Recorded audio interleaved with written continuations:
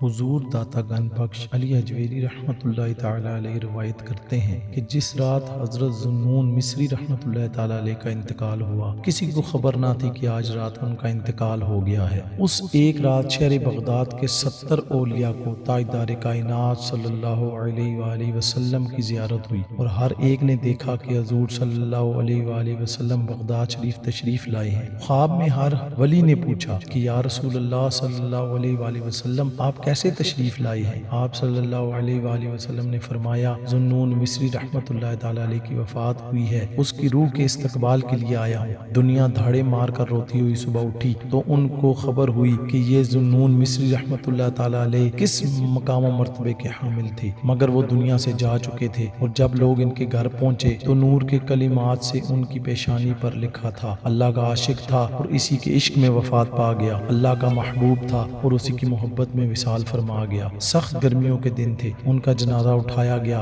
اطراف و انکاف سے ہزاروں لاکھوں پرندے جمع ہو گئے، انہوں نے پر جوڑ کر سائباں بنا کر سایہ کر دیا۔ اللہ چاہتا تو بادلوں کے ذریعے ہی سایہ کر دیتا، مگر بادلوں سے سایہ کرتا تو کئی نہ ماننے والے کہتے کہ بادل تو آتے ہی رہتے ہیں، مگر اللہ نے بادلوں کے ذریعے سایہ نہ کروایا بلکہ پرندوں کے ذریعے اس طرح سایہ کروایا کہ ان پرندوں نے پروں سے پر ملا کر سائباں بنا دیا۔ نیچے ذوالنون مصری رحمۃ اللہ تعالی علیہ کا جنازہ جاتا تھا اور اوپر پرندوں کا سائباں چلتا تھا۔ واللہ عالم بالصواب۔